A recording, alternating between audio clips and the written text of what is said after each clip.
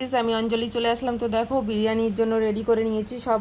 পেঁয়াজ, লঙ্কা, টমেটো, আদা, রসুন আর আস্ত আলু নিয়েছি, ছোটোগুলো আর বড়গুলো কেটে নিয়েছি। জিরে, ধনে, মৌরি সব কিছু, শুকনো লঙ্কা ভিজিয়ে দিয়েছি।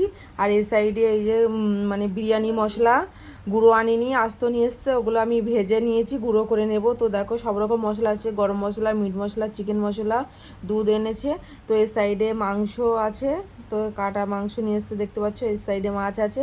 তো ফাইনালি আমি বিরিয়ানি মশলাটাকে গুঁড়ো করে নিয়েছি। গুঁড়োটা বাড়ি করে নিলে টেস্ট হয়, গুঁড়ো কিনে আনলে পাতা অত টেস্ট হয় না। তো দেখো এদিকে চালগুলো আমি ধুয়ে সুন্দর করে ভিজিয়ে রেখে দিয়েছি। এই সাইডে পেঁয়াজ ভাজা হচ্ছে, এই সাইডে আলু ভেজে নিয়েছি, প্যারেস্তার জন্য পেঁয়াজ ভেজে নিয়েছি। এদিকে প্যারেস্তার তেলটা তুলে রেখে দিয়েছি। এদিকে আবারও জিরে, ধনে, মৌরিগুলো ভিজানোগুলো ওগুলো গুঁড়ো করে নিয়েছি। তো সব কিছু গুছিয়ে নিয়ে ফাইনালি এদিকে আমি মাংস কষিয়ে মানে কষা করছি, তো দেখতে পাচ্ছ। তো আমি ভিডিওটা বেশি লং করলাম না, করলে অনেকই বড় হবে। তো যতটুকু পারি তোমাদেরকে দেখানোর চেষ্টা করছি।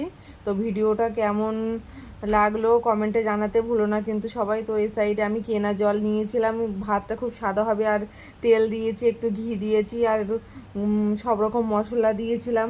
ডাল মানে ডালচিনি, লবঙ্গ, এলাচ, তেজপাতা সব কিছু দিয়ে জলটা ফুটিয়ে নিয়েছি লবণ দিয়ে রাইসটা করে নেওয়ার জন্য।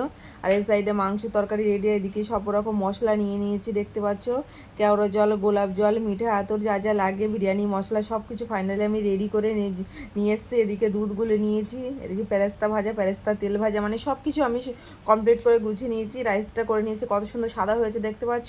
কেনা জলে করলে খুবই সুন্দর সাদা হয়, আর দেখতে ভালো লাগে যেমন খেতেও ভালো লাগে।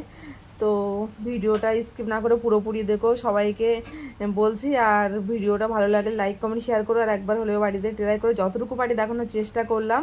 তো দেখতে পাচ্ছ, তো আমি সব রকম দুধে আমি মিঠা আতর, মানে গোলাপ জল, কেওড়া জল আর বিরিয়ানি মশলা সব কিছু দিয়ে আমি রেডি করে মানে গুছিয়ে নিচ্ছি আগে। তো না গুছিয়ে নিলে করাটা অসম্ভব। তারপরে আমি একটু মানে মাংস ঝোল আগে থেকে হাঁড়িতে আমার লাগানো ছিল, ঘি একটু অল্প করে, আর আমি মাংসের ঝোল দিয়েছি। তারপর রাইসটা দিয়ে দেবো, দিয়ে এক এক করে আমি লেয়ার দেবো ভাতের। তো দেখো ভাতগুলো মানে ছড়িয়ে দেবো চারিধারে দিয়ে ওর ওপরে। তারপরে মাংসগুলো এক এক করে, আলুগুলো সব কিছু দেবো। মশলাটা আগে দিয়ে নেবো, প্যারেস্তা ভাজার তেল দিলাম, বিরিয়ানি মশলা দিলাম, তারপরে হচ্ছে ওই যে যেটা করা ছিল গোলাপ জল, কেওড়া জল, মিঠা তো সব কিছু দিয়ে যেটা করা ছিল ওটা দিলাম, ঘি দিলাম অল্প করে। সব কিছু কমপ্লিট করে দিয়ে তারপরে মাংস দিয়ে আমি সুন্দর করে লেয়ারটা করে নিয়েছিলাম। তো দেখতে পাচ্ছ, দেখতে যেমন সুন্দর হয়েছিল, তো খেতেও খুব টেস্টি হয়েছিল।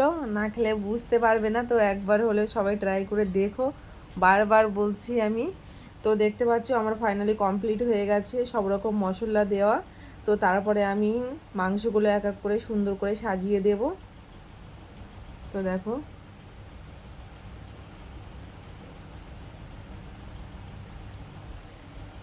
তো আমি সুন্দর করে তারপরে সাজিয়ে দিচ্ছি, এক এক করে সাজিয়ে দেব। তো দিয়ে তারপরে আমি দমে বসিয়ে দেব। তো অন্য সময় আমি আটা দিয়ে দম দেই, এখন আর আটা দিই না। তো মানে আজকের টাইম শর্টের কারণে আটা দিইনি, তাই এমনিও কোনো ব্যাপার না। তো দেখো আমি 1 কিলো চালের করছি, তো কেমন দেখতে পাচ্ছ। তো সব কিছু ফাইনালি গোছানো হয়ে গেছে। আবার যেগুলো ছিল লিকুইডগুলো গোলানো ছিল ওইগুলো সব দিয়ে দিলাম, প্যারেস্তা তেল যা ছিল মানে সবগুলো দিয়ে কমপ্লিট করে এবারে আমি দমে বসিয়ে দেবো। ফাইনালি আমার রেডি হয়ে গিয়েছে। তো দেখতে পাচ্ছ ঘি ওপর থেকে একটু ছড়িয়ে দিলাম। তো ফাইনাল রেডি হয়ে গেছে, এবারে দমে দেওয়ার পালা। তো দেখো দমে দিয়ে নিয়ে চলে এসেছি, দেখতে পাচ্ছ পুরো গরম গরম ধোঁয়া উঠছে। তো কে কে খাবে চলে এসো, দেখি লোভ লাগছে।